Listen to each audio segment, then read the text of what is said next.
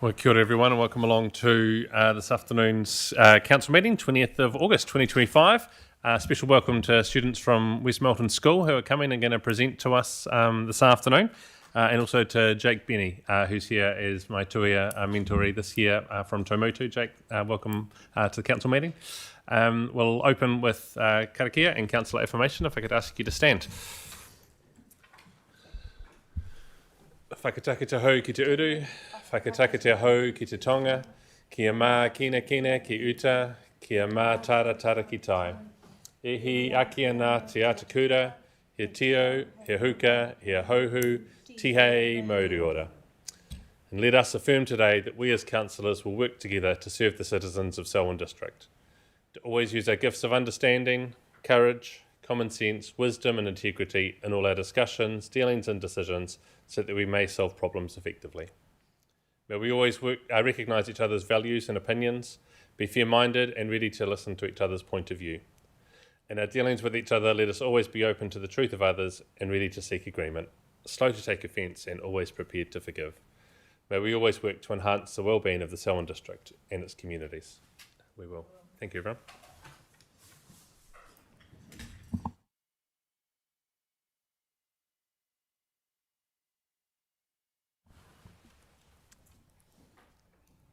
Shane is an apology for today. I'll move that we accept that. Seconded, Sophie, thank you. All those in favour say aye. Anyone against? Declare it carried. Identification of urgent general business, Grant. Oh, sorry, Deborah has got a mic on first, Grant. I'll just have to let her. Yeah, that's all right. Yes. With regards to some correspondence from Selwyn Water Limited, I wish to actually have a discussion in PX. Yep.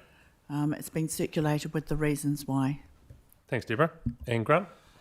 Your Worship, I wish to raise in public the recent reorganisation of police and the effects that it will have on Lincoln specifically, but also the wider community, with the request likely that we write a letter to the Minister of Police and to local police management. Okay, thank you, Grant, and we'll add that to the agenda at the end of the meeting. Anything further? Nope. We have public forum, and so welcome to West Melton School. If you want to come down at the end of the room. I visited with the school last month and was hosted and shown around a number of the awesome parts that your school has, so thank you for hosting me. And also, there were a number of issues that were raised during the visit, and I said, well, why don't you come and talk to us about it, because it's the council matters. So thank you for following that up and coming down today. You're welcome to take a seat, you don't need to stand. And if you just press the right hand button on the microphones in front of you, then we'll be able to hear you. Thank you. Kia ora koutou katoa. Ko Regan tuku ingoa. Ko Maya tuku ingoa. Ko Emily tuku ingoa. Ko Charlie tuku ingoa. We're West Melton School ambassadors and student exec members, and we're here to present and hopefully address a problem.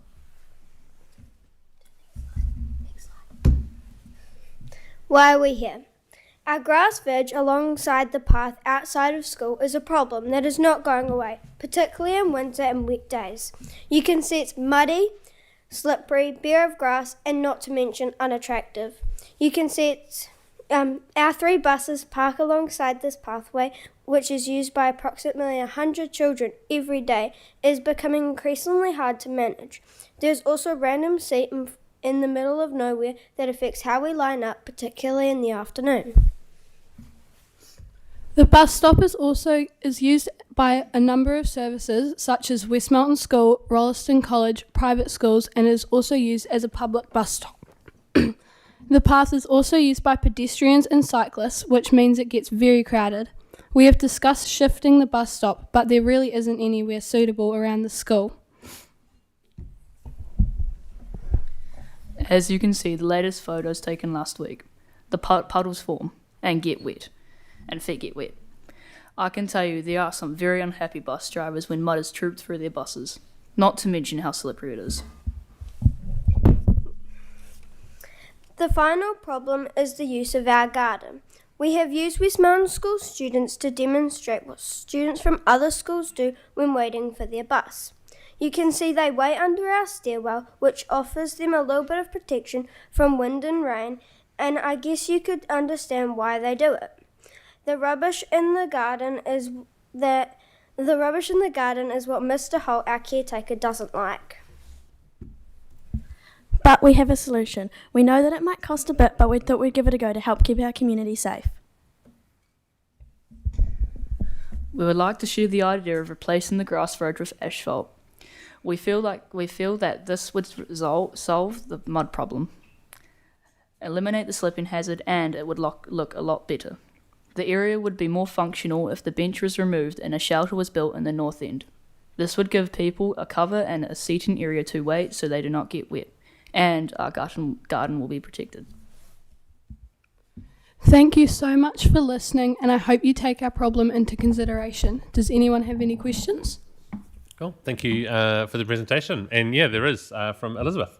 Hi, thank you guys. That was a great presentation. My first question is, the bus shelter at the north end, how many people would you want to accommodate sitting in there for wet weather? Roughly. Probably like at least maybe 10. Okay. And the other question was, instead of asphalt, because there's an issue with asphalting so close to that hedge, is that it's bad for the plant's roots, but it's also having a lot of hard surfaces creates more flooding and rain, which will then go into the other side of the hedge. Would you be open to another type of footing, one that's permeable, which means the rain can soak in, but you can stand on that and not have mud? Yep. Great, thank you. Thanks. Is there any other thoughts or questions from the councillors? No. We appreciate you coming in today to share that with us. We'll have our staff look at it, and Sharon will take into consideration what you've presented to us and report back to you. So thank you very much. Thank Well you. done. Thank you.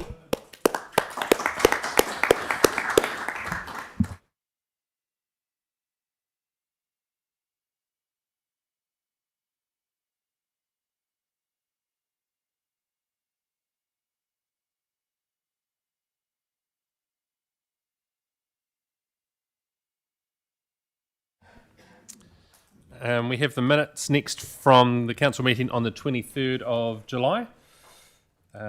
Someone will move the true and accurate record of that meeting. Lydia and Malcolm, thank you. Are there any matters arising from those minutes? All those in favour say aye. Oh, sorry. I'm just trying to find. So there was. Just microphone. It was about the letter that was getting drafted. That was on this one, wasn't it? Yeah. So the one that was going to Waka Kotahi, I'm just wondering what happened about that. Sorry? 12? What?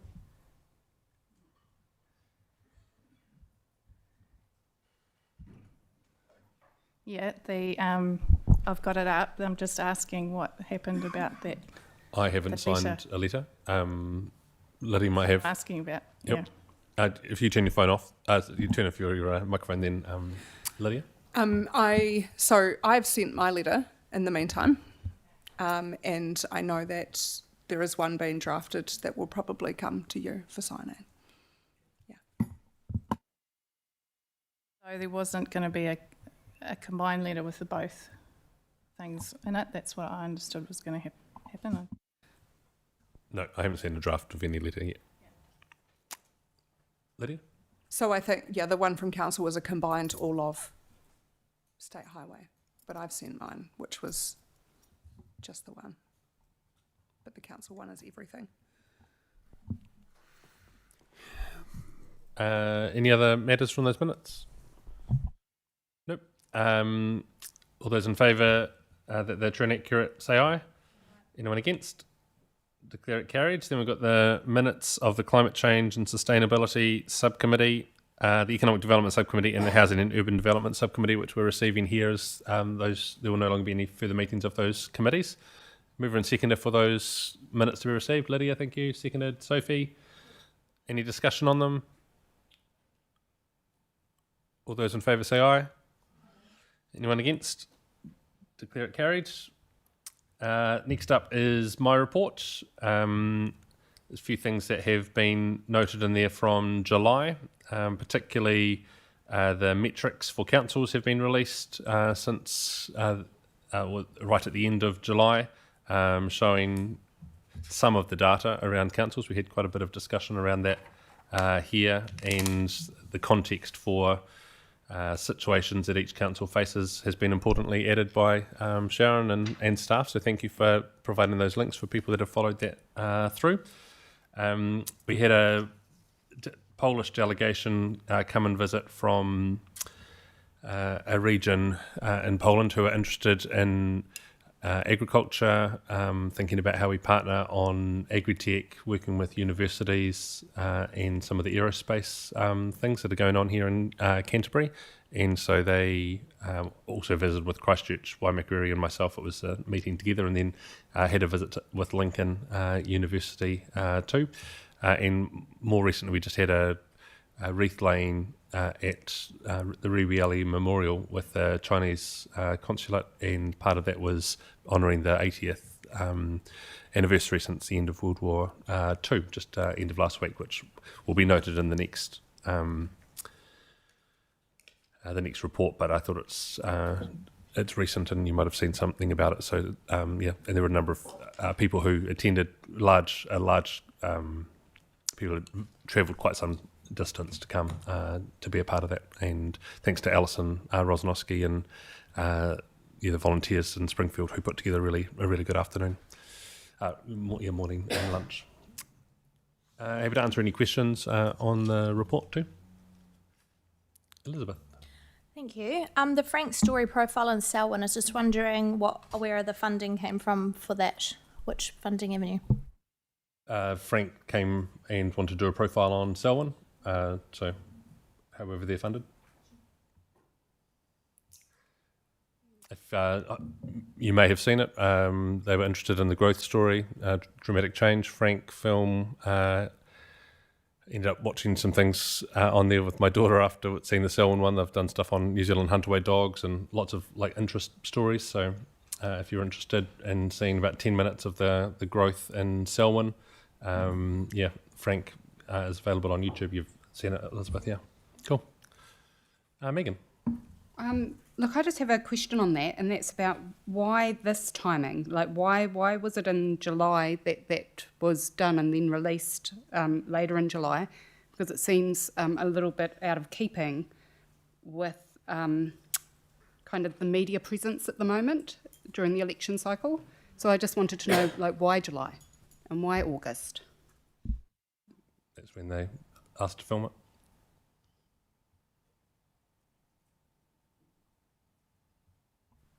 Yeah, Sophie. Just to add to that, I mean, nothing came of it, but I know that they emailed the Residents Association and they spoke to a few other people about possibly being in there, but as it turned out, they did focus on you, Sam. But yeah, so I know that they were asking about it sometime before that and trying to get various ideas of what to cover as far as Selwyn's concerned.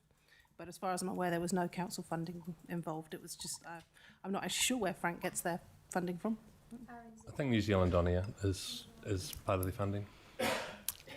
Lydia. I think, try and summarise some questions that are here, and this is something that played on my mind when I saw it, but I didn't actually really click until I did watch the film, and then it was still being filmed on the 23rd of July, which is within our 3-month blackout period, and so for me, it leads to a little bit of disappointment to see those types of things happening within the election timeframe. So it was still being filmed on the 23rd of July, and I only noticed because I was there when they were filming. Yeah, so people are allowed to film and make stories of Selwyn's growth whenever they like, and good on Frank Film for highlighting Selwyn's growth. We're an area that's grown far more than any other district in the country. I think everyone's well aware of the census data, 29% in the last 5 years. The only other council that's in the 20s has been Queenstown. Every other council in New Zealand is in the teens. So yeah, quite a dramatic story of change for our district, and it's been good that it's been highlighted. I'll move that you receive my report. Anyone else? Seconded. Thanks, Malcolm. All those in favour say aye. Anyone against? Declare it carried. Next item is the Chief Executive's report. Verbal updates from Chairperson, sorry. And shall we go John Very? You're here today for the Melbourne Community Board. Thanks, John. If you want to come down to the end of the room.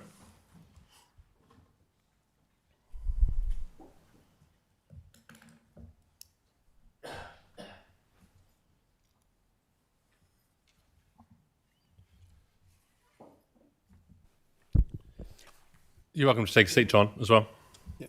Kia ora koutou katoa. I'm here today to update the Council on the progress of the Melbourne Community Board, as the Chair had a previous engagement, and the Chair and the Board wish to pass on their thanks for the support that's received from Council that's helped us immensely in our community engagement, advocacy and partnering with the community, especially the residents' associations, and would like to just reinforce the excellent communication from the Community Board's executive that charged a very modest fee in relation to moving forward with community boards.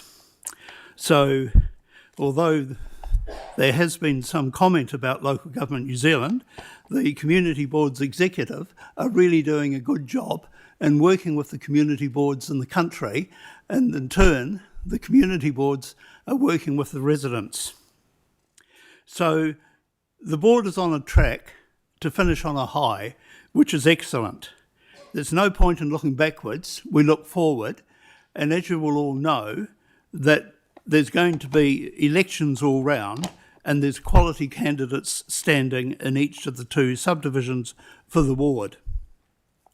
The board, as does the council, starts with a public forum, which is good, and that helps us with our other work, working with the residents' associations and the communities to engage and advocate for the community.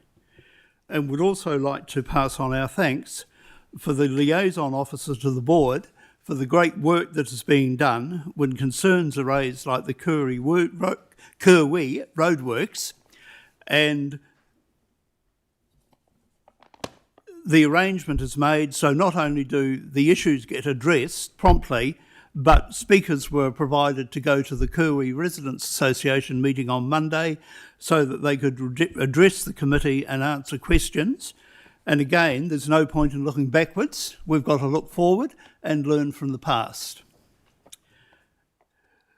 So the board members meet regularly with the residents and community associations, and each board member is a liaison officer for one of the community associations meetings and AGMs, and this ensures a timely two-way flow of information.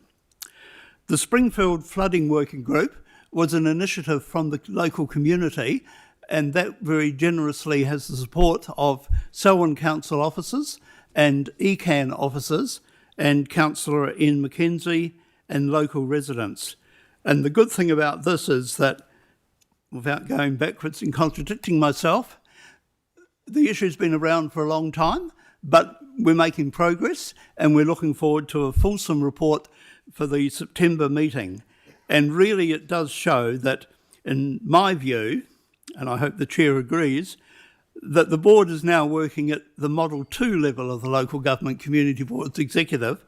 So we're really on the brink of moving to Model 3, which is about appropriate power sharing, delegations, responsibility, and, as was said at the beginning of the meeting on the screen, mutual respect and accountability. And the other thing about community boards, no disrespect to the council, is that they have the flexibility to work closely with the community, and the Melbourne Community Vehicle Partnership Trust Partnership is an excellent opportunity of the community coming together. Again, no disrespect to ECAN, but in their public transport consultation, they suggested that maybe a 2-year trial funded by ratepayers, and that went down not very well. So members of the Melbourne Community Vehicle Trust got together with the board and are running a weekly shopping shuttle on a trial basis on Tuesdays. The clear opinion was for people in Melbourne that completed the survey, Hornby was the sphere of influence, not Rolleston. But they're running Hornby, Rolleston alternative weeks, and that'll be reviewed at their AGM next week. And I suppose the international engagement with the sister cities being under review, that it was great for the board to be involved, and it was great for the Springfield Residents Association to be involved with the commemoration of the 80th anniversary of the cessation of the Japanese war of aggression in China, of which Rewi Ali was so central, and that was well attended. And again, just like to draw your attention to the fact that it's an example of where the community can contribute if they're able to, but the community may feel a little bit miffed, my words, not theirs, in the fact that their contribution is come and set up the hall and then clear up the hall. And I think that we move forward and look and say they're not just slave labour that's free, but there really is an opportunity for real engagement and working with them as we move forward. So looking ahead, the Local Government Commission's 2025 Reputation Review Determination clearly signalled, in my opinion, that community boards will add value to the localism and representation and local democracy and so on. So there is work going on and that's been taken up well by other communities because they would like to have a community board moving forward, and obviously the time for that is after the election so that we can start to make some real progress. And I was lucky enough to be invited to the Lincoln Residents Association AGM, where I spoke on the benefits of community boards from my perspective, and that was well received and resulted in some 15 to 20 minutes of constructive discussion about the value of community boards. And I suppose, looking ahead at the growth, with the greatest respect, that the reason from most of the residents and the community engagement, from the community board's perspective, that there's such strong growth within the Selwyn district is because it's the cheapest place for developers to develop. And I don't need to go any further than that at this point in time.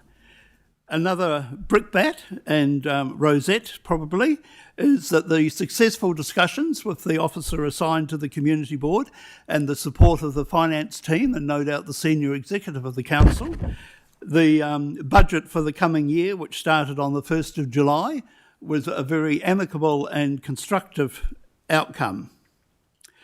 So through active public forums, sustained work with the residents' community associations, and initiatives such as the Springfield Flooding Working Group and the Melbourne Community Vehicle Trust, we've got the community coming together and putting in the resources and achieving the results without needing to go cap in hand to the council for more assistance in these times of strained economic conditions. The board has demonstrated the tangible value of community engagement, advocacy and delivery. Community events such as the Glenroy Potluck, the Greendale Games Evening, the Springfield Water Painting Class are some examples of what can be achieved when you tap into the community resources, which is what the community boards are all about. So looking forward, the board is optimistic that, again, following up on what was pointed out in the Local Government Commission's determination from the Representation Review and the Local Government New Zealand Community Board's Executive Model 3, provide a sound springboard for working towards getting real partnership, real engagement, real cooperation, so that community boards can really demonstrate their value, especially as the residents in Melbourne pay for it as a targeted rate. Community facilities, and I understand that this takes time and there's a review going on, but one of the concerns is the lack of information coming back. We know it's happening, but we get no information. So priority needs to be given to this work so that the communities can get on, make decisions and develop the halls which are the mainstay of the community. And not to mention, as it'll be discussed further at the community board meeting next week, there is a community halls rate that goes towards the community halls. So looking forward for a joint governance, not co-governance, but a joint governance to utilise the staff, NCB and community working arrangements so that we can all move forward together in harmony, acknowledging that there are different viewpoints, respecting other people's views, and then not letting that sidetrack us from working for the community. Thank you, sir. Happy to take questions. Thank you, John, for that. And yeah, look forward to, like you say, the levels of partnership that were released during the LGNZ conference and conversations that will happen between the community board and the council post-election on where that right level is to sit for the next 3 years. Thank you for raising that this afternoon. We have a question from Elizabeth. Oh, thank you. That was a really fulsome report. There was quite a lot of detail in there, which gives me more things to ask questions about, but I'll just save it down to a couple. So the first thing is you've obviously had some discussions with other groups about the having community boards in other areas of the district. Have they raised any concerns about paying a targeted rate for that? And my second question is, has your targeted rate changed now that West Melton's moved out?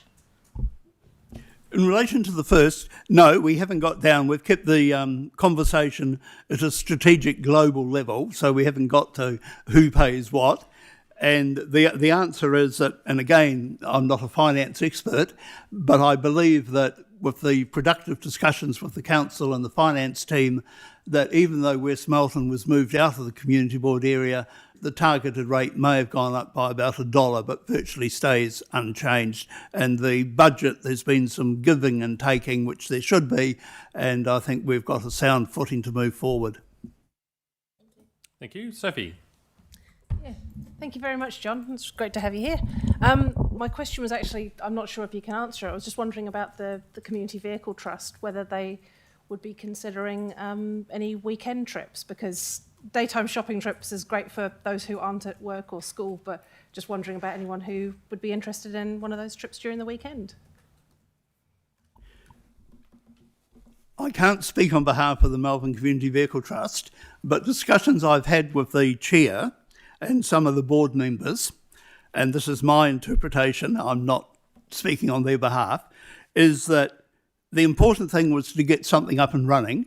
So there was a survey done, and that had a good response, and the community board are running the trial, and then their AGM is, I think, next Friday, and what they're going to do is, I believe, review what's happened, and some of the possibilities are that coming into the end of the school term, that obviously for people like me, a 10 o'clock start and a 2:30 return so I can have my afternoon nap works in well, but for the younger generation that we've got in the community, that doesn't work at all. So there is some consideration being given, I believe, to, in the school holidays, maybe once or twice a week, getting a 9 o'clock start and say a 5 o'clock or something return. There'll be a survey to ascertain the need. And the weekends, the general view at this stage from my perspective is that at the weekends people have far more availability to friends and family that have got vehicles. If there was an identified need for it, I'm sure the Trust would consider it, but at this stage the preliminary tentative decision has been made that maybe the weekends leave that until there's a real demand. Thank you, Councillor. Thank you, John, for coming down and presenting that to us. You're right. There's the next meeting is from the Audit and Risk Subcommittee meeting. Nicole, is there anything on that you particularly wanted to highlight here? We don't need to go through the minutes or through anything, but was there anything that you thought worth highlighting here? I think the only thing for me was that the Deputy Chair was Bruce was put in as Deputy Chair of the Audit and Risk Committee. Which my understanding was an interim appointment until the next triennium, when obviously all those committees will be reviewed. Yeah. And such like. From the Executive Director report, there was an interesting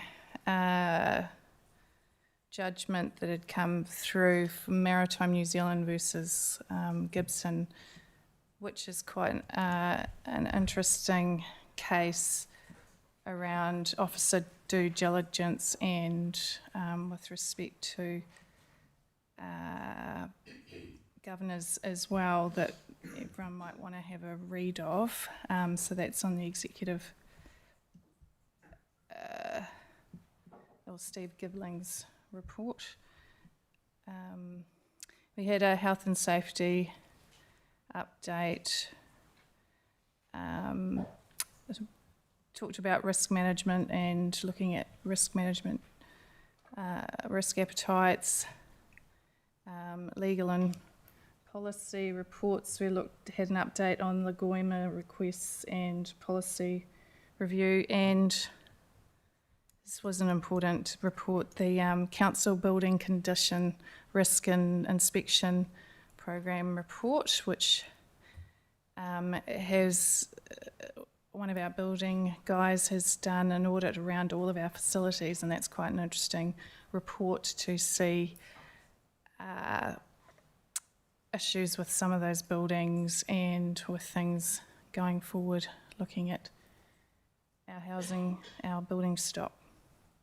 Happy to answer any questions. And I assume Sam is as well, since he was there too. Yeah. I think that was good to go. Covering the particularly the building report, I agree, was interesting to see the condition of things and the procurement around how we have got to where we are and thinking about doing those differently.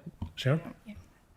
Thank you, and I just wanted to remind councillors, so as part of a much earlier discussion at council related, I think, to Green Park huts, council asked Audit and Risk to have a look at the conditions of the building. So just to close the loop, that was the report that went back to Audit and Risk at council's request to investigate that area. So it was really good to be able to close the loop. So that was probably maybe 6 or 9 months ago.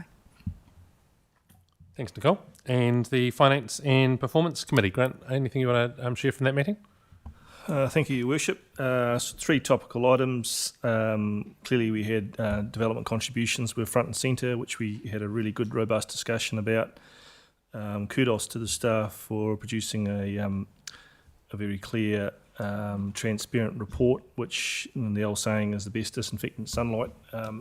Unfortunately, that sunlight revealed that we have got some issues, and we have had some issues in our DCs, and that's well known, and it's been, I don't think there's any point in going back over that today. Organisational projects were on track, which is really good. There was concern raised about the level of consultant spend by the committee, and that was interrogated reasonably robustly. But I'd like to finish on some positive news, particularly around the delivery of the Ellesmere pipeline by both our internal team and our external contractor on time, under budget, and well, early, I think, and under budget. So kudos to the team for that. Well done. Thank you, Grant. That's the end of the updates from the committees. Move that we receive those updates. Thank you, Malcolm. Second, Bob. All those in favour say aye. Anyone against? Declare it carried. Sharon. Thank you, Sam. With regards to the Chief Executive's report, just some feedback with regards to public forum. Myself and the team continue to work with Mr. Schnell with regards to his public forum appearance, and we'll be utilising an external facilitator to assist with conversations moving forward. And the staff have reached out to Darfield High School with regards to their environmental presentation. So that's a great opportunity to work in partnership. In terms of recommendation. We're looking for some guidance from councillors today with regards to the Local Government Systems Improvement Amendment Bill. So the team circulated information out to councillors on the 8th of August and looking for some feedback and direction. The Canterbury Mayoral Forum is providing some feedback, and they have invited councils to put feedback into that so that a regional perspective goes. I guess what we're seeking for is councillors, whether you're happy for the points that's outlined in the report to be put into that report, whether you're wishing council staff to write a separate report. I do have Ben is here. If there's any further questions that you want to ask. Ben, do you want to come to the table and actually talk about a few of the areas that you've highlighted, please?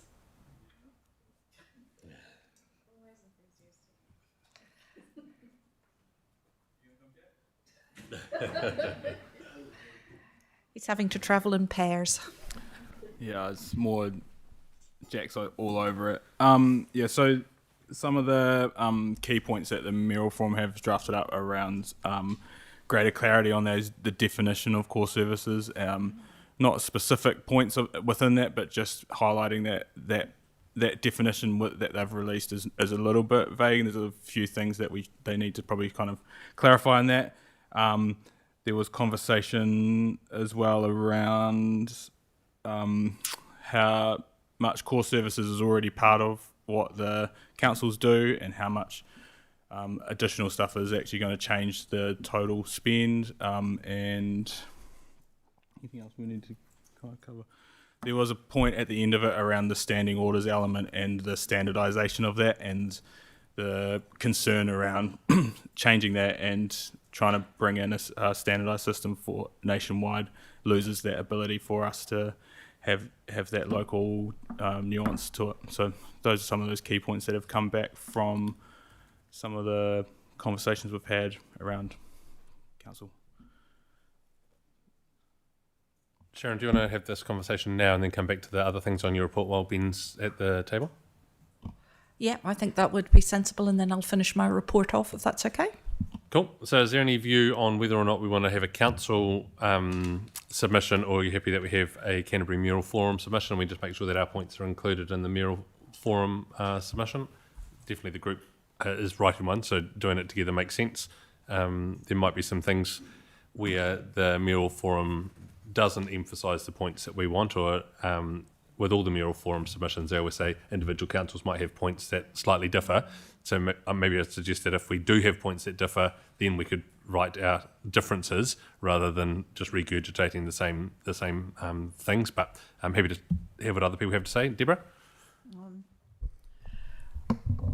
It's always probably good to understand the decision-making of the Mayoral Forum. And I think it's valued that we actually get the opportunity to actually put our own council viewpoint forward. So I'd prefer that council actually put forward their own review, because with the Mayoral Forum, different councils have different perspectives, so they will come to a different decision-making process than what will happen around this table. And given our localism and our contact with the community, we may want to have more input down at that community base. So I support a council. Thanks, Deborah. Sharon? Yeah, thank you, Deborah. What would be really helpful, we did circulate to councillors on the 8th of August, but we've only had one response so far, so we would really appreciate if that is the direction that, please can I encourage you to respond back to the team, because then that helps us formulate a response. Nicole? Where is the Mayoral Forum submission at? Is it finished being drafted, or what? Are we able to see what is in it? I mean, Yeah, it can be shared. I think the draft was done a couple of days ago. So yeah, because that would be helpful. The problem is there has been, as we're aware, so many different things that have come through, and we're also got a number of things that we're trying to sort out, and it's really hard to try and be able to participate in these processes, but we definitely do want to. But the sheer fact that only one person's responded so far is just, this shows the workload that we've had, which, I mean, staff one would be much bigger, but it's just so frustrating that so much stuff seemingly has to be changed according to this government. But anyway. Thanks, Nicole. Sophie? Yeah, so I was the geeky person who replied. And I guess, yeah, a bit like what Deborah said, it'd be interesting to know what is in the Canterbury Mayoral Forum to see how much it differs. But there were a few things when I gave some feedback around, because there are some clauses in there that might impact us in certain ways that the Mayoral Forum may not be particularly fussed about. For instance, there's one around that might impact development contributions, and we know that that's changing, but we've still got that interim period. So, yeah, and there's a couple of bits that are quite interesting around how much influence the minister could have around whether or not there is any consultation at all around changing certain standards, and like it would just suddenly be, oh, by the way, now you need to do this. But on the other hand, very well aware that the deadline is in 7 days' time. So I don't know quite how much wiggle room we have here. Well, feedback, you've had time since it's been sent to everyone. Thank you for filling it in, Sophie. I think we've basically got to the end of the week, another 2 days to get stuff back. If there's going to be any change, I've circulated the draft Mayoral Forum submission in your inbox now, so you'll have that. And if there's extra points that need to be raised for either the Mayoral Forum, the close-off is Tuesday next week, so that we need to have stuff in this week to them so that they can have that draft updated, regardless of whether that's going to go into our own submission or not. Sure. Yeah, I think by close of play Friday would be really useful to have some feedback actually to the team that circulated. And then we'll have something drafted and which we will circulate back to you as councillors. Of course, that will give a bit of a refined timeline. And I acknowledge, councillors, a workload in terms of we've had a lot of submissions that we've had to complete on behalf of central government at the moment. And, you know, acknowledge to the staff the workload that this creates, having to respond to all of the submissions. So I hear what you're saying, and we're trying to do our best to respond in a timely way. Just to clarify, so you've got the draft Mayoral Forum 1. We can then just, for our own submissions, say that we support that one, and if there's any of those specific points outside of there that you want us to kind of highlight and emphasise in a Selwyn perspective, they're the points that we'll make into the submission. But if we don't hear those things, we may just have to leave it as is. Would that be a fair approach? Yeah, we can't write anything unless councillors have got a view that there's something to write about. So if the Mayoral Forum submission covers it off, then that covers it. Yeah. Yep. Yeah, cool. So yeah, anything by the end of this week that's outside of what the Mayoral Forum's got will be great, and then we'll pull that together. Or I say I'll get Jack to pull that together on Monday, and we'll circulate that. But that could be quite a short little submission because we'll have the support of the Mayoral Forum and then key points to identify. Thanks. Thank you to both of you. Sharon. Thank you, and thank you for letting me throw you in the deep end there, guys. Well done. The other aspect of the report is the Resource Management Act. So the team presented last month to Council, did a great presentation about some of the changes. And we know now that the Minister has introduced specific ministerial powers to make amendments to district plans. So over the course of the next few months, Bob and the team will have a look to see if there are any amendments specific to Selwyn that may be advantageous, and we'll bring it back to a future council for consideration and input. And then finally, while it's not in the report, I just want to assure councillors that in terms of any comms or any other media things that go out during this phase, we check with the electoral officer first before things get published, and that's really important. So we've got some checks and balances in place And I just want to give councillors that assurance. We ask the question first before things go out to check that it is appropriate. Sorry, Sharon, just to clarify, you're asking us to send something to you. So if we're doing an advert in the paper, like the Melbourne News, for example, we send it to you first for approval. No, before we... sorry, Elizabeth, I wasn't very clear there. With regards to a question was raised about the Frank's video. So I suppose anything that's coming out from council. Oh, I see. In terms of whether it meets the business as usual threshold, whether it's about global or whether it's perceived to be election, we ask and seek advice from the electoral officer first before things go out, because we're very conscious of that. So we, I just want to give you a reassurance that we go and seek that independent advice and get some guidance as to ensuring we stay within the thresholds. Right.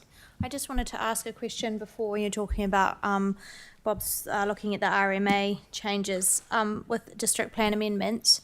My concern is opening us up for, given the changes, and I guess it'll be nice to hear back from our legal team on this, for any ramifications if a fast track is approved or something along those lines where they can change the district plan for those methods.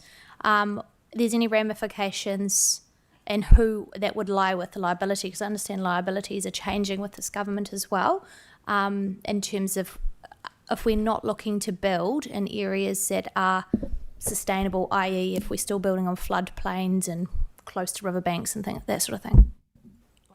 And Bob, you know? Yes, the liabilities component is with the building consent side of things. So they're two separate matters. The resource consent thing, fast track processes are still available for people, and people may pursue that and will be part of that process if it happens. Also, internal and external parties are also available to use the executive power pathway as well, and will have very limited ability to influence that. So we'll be looking at a range of changes to our district plan, which effectively just makes it work a bit better, improve usability, and then we'll be bringing those suggested changes back to council for approval before we approach the minister.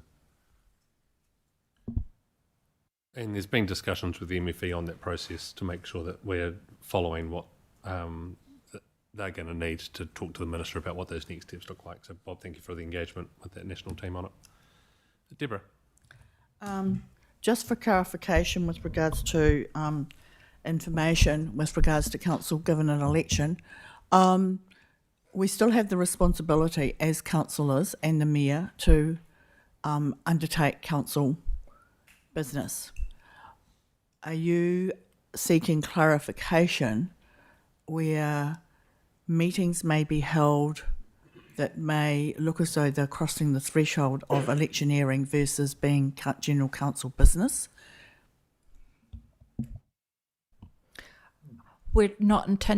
Council's not intentionally holding any meetings in the community.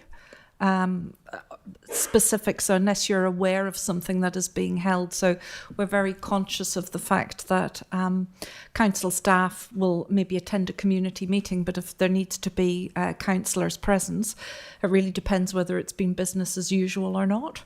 But we're very clear about any meetings that staff have. It is not a forum for electioneering. Megan. Yeah, kia ora. Look, because I did, the question I asked about Frank's Films is because obviously I'm not elected and I haven't been involved in elections, but from my perspective, I thought, was it questionable? That was really what the concern was. And I just wanted to know from what period did council start engaging with the electoral office, and therefore was the Frank Film article kind of approved by them, or what's the process? So in terms of the electoral officer doesn't approve, there is a period of time, and forgive me, I can't remember the date off the top of my head, but I sent an email out to say we've moved into the pre-election period. There is a difference between electioneering and business as usual activity, and my understanding is that, and again, it's that's why we seek independent advice. So, but business as usual is in the context of discussions that have already been had out in the community. So we've been doing cost of growth, we've been doing growth of Selwyn, but actually Frank's was an independent group who came, and it was part of many of other films that they were making, and we had no control over when they were going to release it. So it wasn't actually something council owned, it was not council paid for, it was by an independent group. Sharon, anything else on your report? No, thank you. So we just need to receive the report, and then the submission, as we discussed, will be based on councillor feedback by the end of Friday. So I think that wording still holds as in the report, and the or, if Ben's gone, will be determined based on that feedback. Yep, okay. So do we have a mover and seconder for the recommendations that are there? Bob, thank you. Seconded. Malcolm, thank you. All those in favour say aye. Anyone against? Declare it carried. Local alcohol policy adoption process. Vanessa.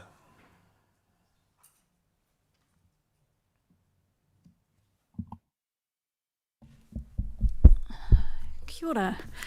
So this is just a really brief report.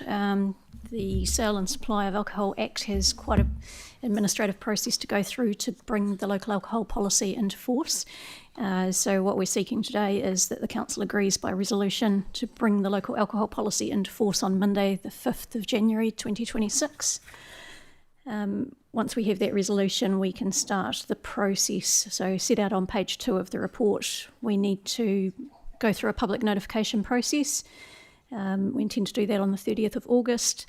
30 days minimum after that, the LAP is considered to be adopted, and then we need at least a 3-month period before the actual LAP comes into force itself.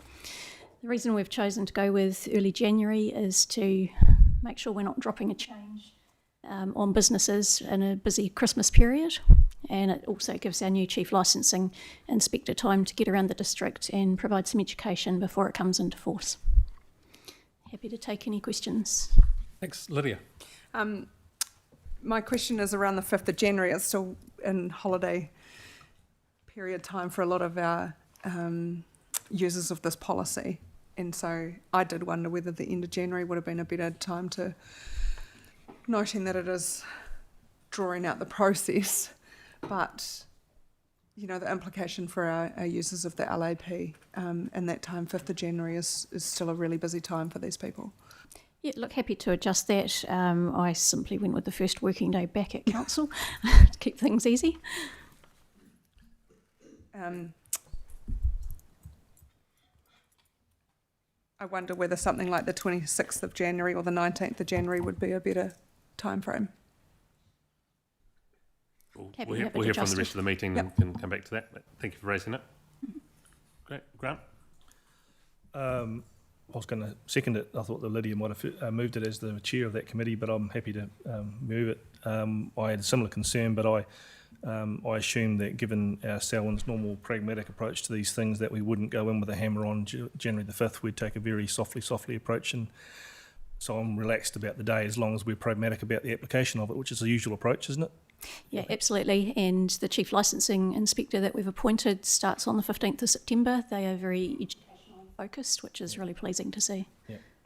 Do you two want to pick a day and just move and second the date then?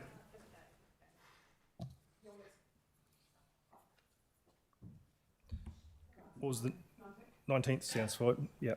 Okay. So Grant, you'll move that. It's the 19th of January and seconded by Lydia, and that's the resolution that we'll be voting on today. Cool. Any further discussion? No. All those in favour say aye. Anyone against? Declare it carried. Thank you, Vanessa. The next item is wastewater easements over local purpose reserve, and Rob Allen is here. So moved, Your Worship. Moved by Grant and seconded by Bob. Rob, you want to tell us something? You've been waiting a long time to just... Okay. All those, is there any questions or discussion from people? Oh, I just wanted a bit of clarification in case the public ever accidentally go and ask me about it. So what exactly is a wastewater easement other than just putting the pipe in? But it did sound like it was an overflow option. So I was wondering if you could explain that. No, it's just a legal right that is attached to the title to enable that to happen. It's a process we have to bring to full council under the legislation. Unfortunately, it can't be delegated under the Reserves Act. Okay. Thank you. Any further questions or comments? No. All those in favour say aye. Anyone against? Declare it carried. That brings us to the end of the public meeting. Just a review of the public forum. Sharon, is there anything you want to say about the presentation that we received, or just the next step for that? Yeah, we'll work with the team to come up with a response and to contact the school. And just a reminder, Mr Mayor, we've got the general business. Yes. Are people happy with that as the response from Sharon for that public forum matter? Great. And Grant, the extraordinary business around... No, Deborah's is PX, so yours. Yep. Thank you, Your Worship. I wish to raise the issue of the police reorganisation proposal that was put before the Selwyn community for comment last week. My object in doing this is to seek the council's support in the Mayor writing a letter to Minister for the Police, Mr Mark Mitchell, and our local police management.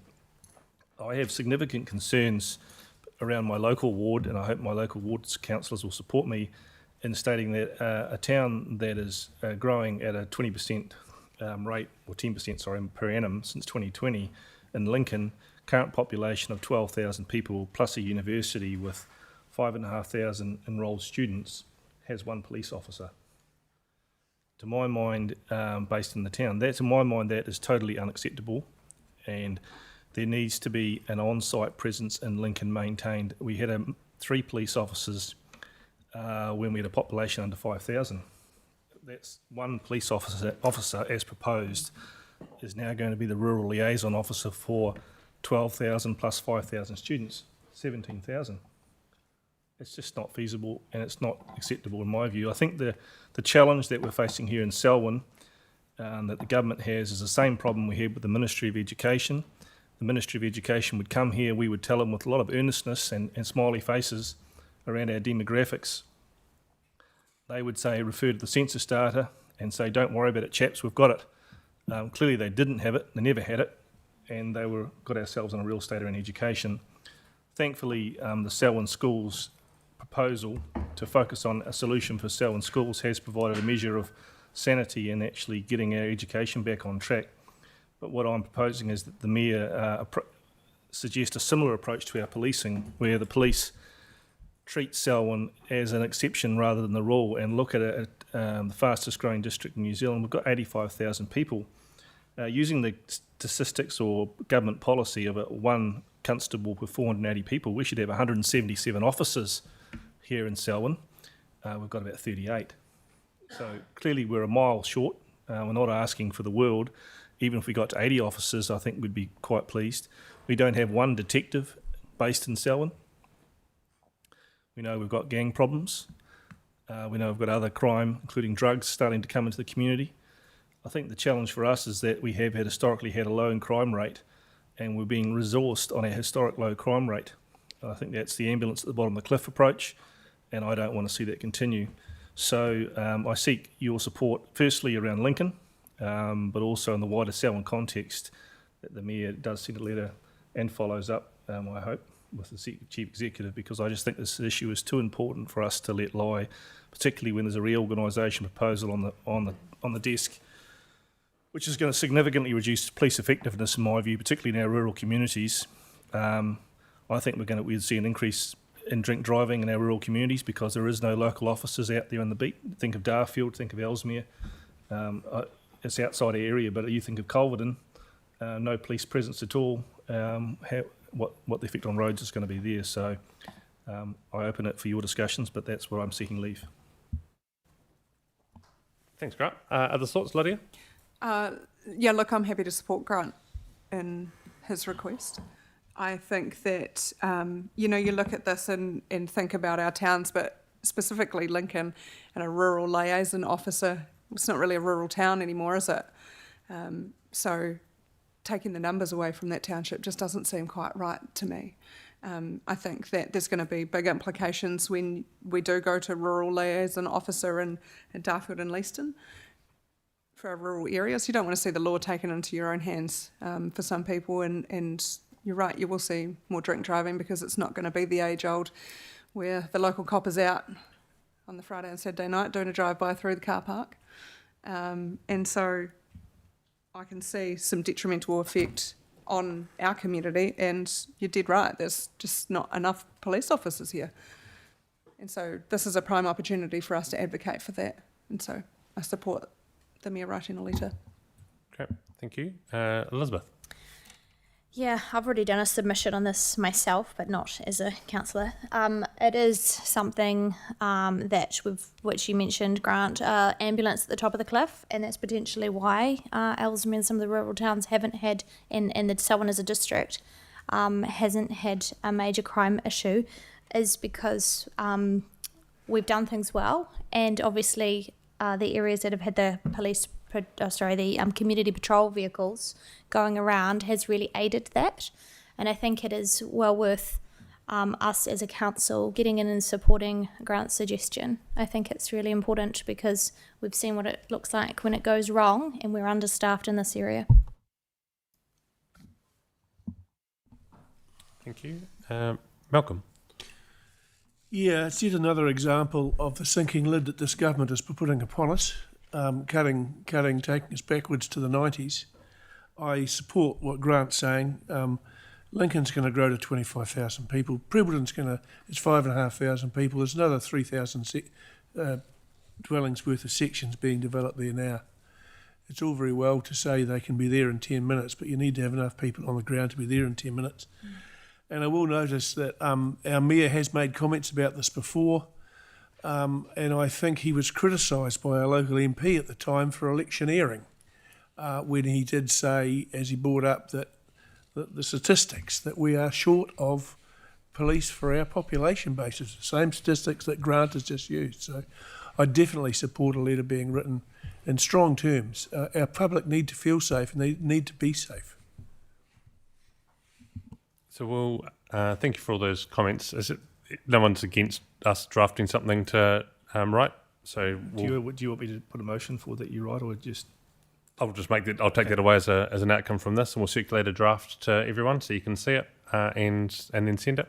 And it'll be for Selwyn Police. I just know it's been raised around Lincoln, but it'll be for Selwyn policing and the need for the stations that we've got to be focused on, and also thinking about the improvement to meet our population need based on the servicing that the rest of New Zealand gets. We're about a quarter of the number of constables compared to what the national average and where they're targeting to be at, and also compared to Canterbury Metro in the city. So we've got a lot to catch up.